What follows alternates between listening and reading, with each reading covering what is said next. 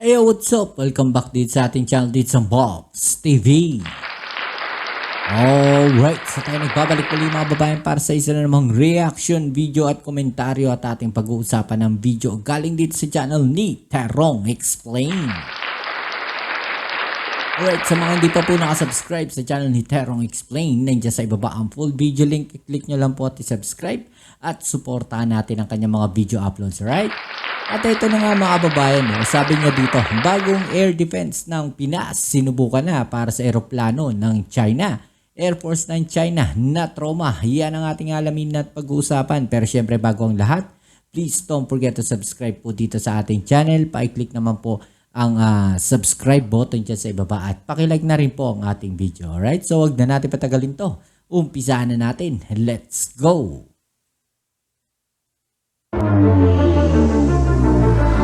Breaking news, Pinas nanindak. Philippine Air Force pinakawala na ang Spider sa kalangitan ng Pilipinas. Eroplanong Chino natakot bigla na lumipad sa ating teritoryo. Ang buong detalye sa balitang yan tutukan. At USEC ng NSC kinumpirma na ang pagkuha ng 100 bagong fighter jets para sa Pilipinas. Ang buong detalye sa balitang yan abangan. Yan ang mga nagbabagang balitang hatid ko para sa inyo ngayong araw. Kaya kung handa ka na kaibigan na may humanap na ng pwesto at makinig ng mabuti upang walang mamiss na impormasyon.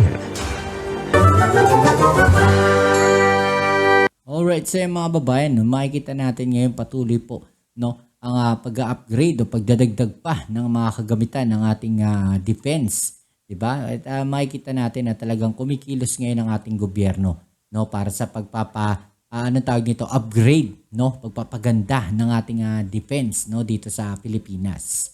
Matagal na rin nating napabayaan yan simula nung napatalsik po ang dating Pangulong Ferdinand Marcos nung yung sumunod po sa kanila, di ba?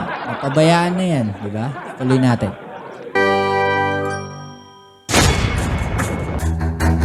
Ang Philippine Air Force ay gumawa ng isang malaking hakbang upang palakasin ang kakayahan ng air defense ng bansa sa pamamagitan ng paglalagay ng Spider Air Defense System.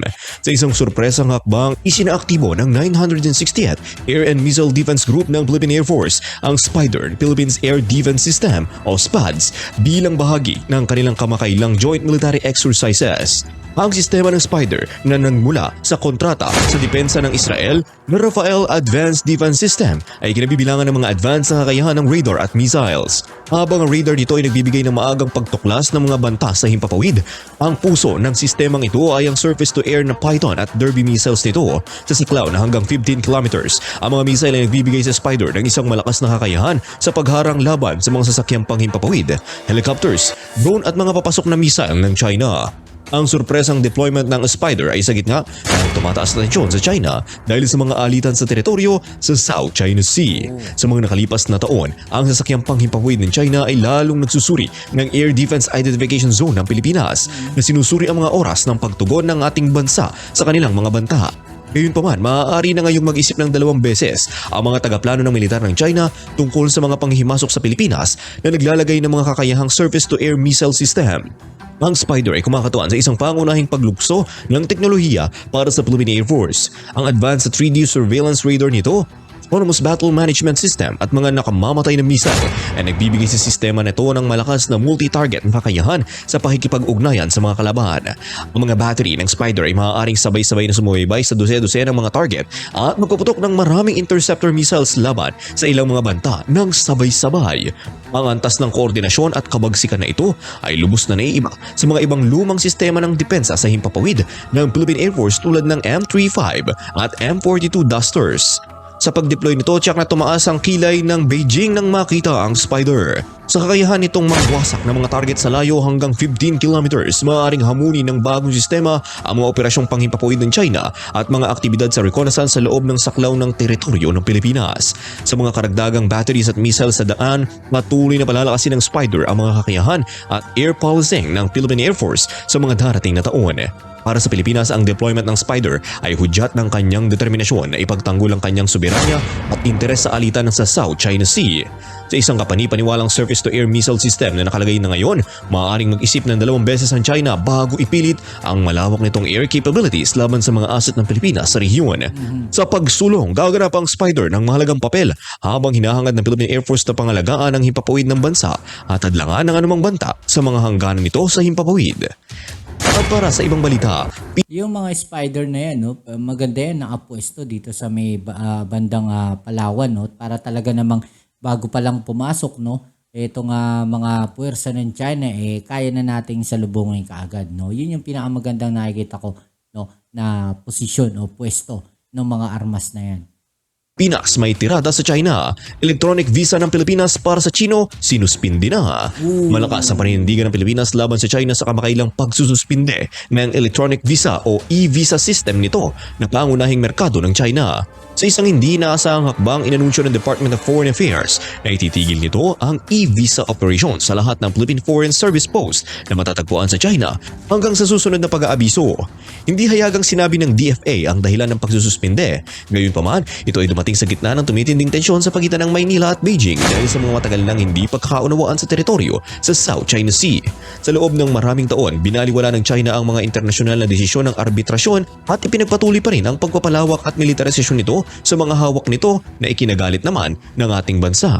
Ang pagsuspinde ay isang dagok sa mga pagsisikap na mapabuti ang turismo at ugnayan ng negosyo sa pagitan ng dalawang bansa. Ang e-visa system na inilaunch noong July 2023 ay nagbibigay daan sa mga Chinese national na madaling mag-apply para sa pansamantalang visitor visa online.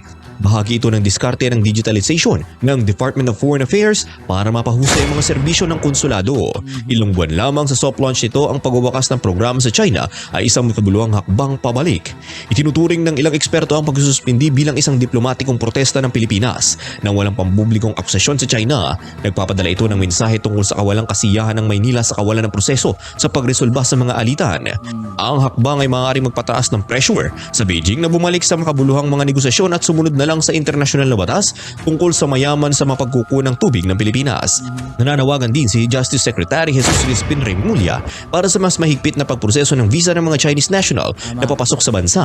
Iminumungkahin niyang i-outsourcing ang function na ito sa isang third party tulad ng VFS Global sa halip na DFA. Gayunpaman, ipinagtanggol ng Department of Foreign Affairs ang mandato. Pero bakit pa natin kailangan kumuha ng third party, no? Kung wala namang ganong ginagawa yung mga tao natin sa konsulado. Or kumuha tayo ng mga tao, ng mga Pilipino, no, na ilalagay natin doon, no, sa konsulado ng Pilipinas sa China. No? Para mas nai-screen natin, no, itong mga pumapasok na to dito sa Pilipinas, 'di ba? Wag natin basta-basta bigyan ng visa, no? Nito na mag-issue ng mga visa bilang napakahalaga para sa pag-screen ng mga dayuhan at pagtiyak ng pambansang seguridad. Sa pagpapatuloy ang relasyon ng China at Pilipinas ay malamang na mananatiling tensyonado ng walang resolusyon. Ang pagsususpinde ng e-visa ay nagdaragdag sa mga hamon sa muling pagtatayo ng bilateral na ugnayan kung saan ang turismo at kalakalan ay nakakaramdam ng kolateral na epekto. Kakailanganin na magkabilang panig na humanap ng mga paraan upang umatras mula sa bingit at simulan uli ang mga pakikipag-ugnayan sa kanilang mahihirap na issue sa teritoryo. At para sa ibang mga balita, USEC ng National Security Council kinumpirma ang pagkuha ng 100 bagong fighter jets para sa Pilipinas. Sa mga komento na ikinatuwa ng komunidad ng depensa ng Pilipinas, inihayag ni National Security Council Undersecretary Jonathan Malaya ang mga planong makakuha ng 10 ng FA-50 fighter jets. Bagamat hindi tinukoy ang variant, sinabi ni Malaya na ang bagong sasakyang panghimpapawid ay makakatulong sa pagpapabuti ng mga kakayahan ng air defense ng ating bansa. Matagal nang tinitingnan ng Philippine Air Force ang pagpapalawak ng kanilang fleet ng FA-50 Fighting Eagle light combat aircraft mula sa kasalukuyang 12 eroplano. Ginawa ng Korea Aerospace Industries ang FA-50 ay nagbibigay sa Philippine Air Force ng isang abot-kayang multi-role platform para sa patrol, reconnaissance at light attack duties. Sa modernong radar at kakayahang magdala ng mga ammunition na may guide, napatunayang napaka-epektibo ng sasakyang panghimpapawid na ito. Ang kasalukuyang fleet ng FA-50s ay nagpapatakbo bilang ika-203rd Tiger Squadron ng Philippine Air Force.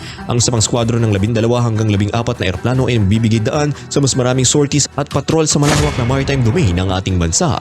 Ito ay lalong halaga sa gitna ng mga alitan sa China sa West Philippine Sea at mga banta mula sa mga teroristang grupo sa Mindanao. Ang mga karagdagang FA-50 ay maaari ding magpalaya ng mas mataas na sasakyang panghimpapawid tulad ng mga F-16 at S-211 na jet para sa mas hinihingi ng mga combat air patrol mission. Habang tinutukoy ni Malaya ang pagkuha ng FA-50, sinasaalang-alang din ng Philippine Air Force ang iba pang mga bagong opsyon sa mga fighters. Sinuri ng serbisyo ang mga bago at ginamit na F-16V Vipers at JAS-39 Gripen mula sa US at Sweden. Ang mga multi-role fighter na ito ay may mas mababang range at payload kaysa sa FA-50. Gayunpaman ang kanilang gasto sa bawat sasakyang panghimpapawid ay mas mataas. Ang pagkuha ng isa pang squadron ng mga upgraded na FA-50 Block 20 na mga variant ay maaaring patunayan ng pinakapraktikaling pagpipilian. So higit kumulang $30 million bawat isa, ang dalawang squadron ng FA-50s ay mas mababa ang gastos sa pagbili at pagpapanatili kaysa sa isang squadron ng mas matataas na mga fighters. Ang kanilang mga kakayahan ay malapit ding tumugma sa kasalukuyan at inaasahang pangangailangan ng Philippine Air Force.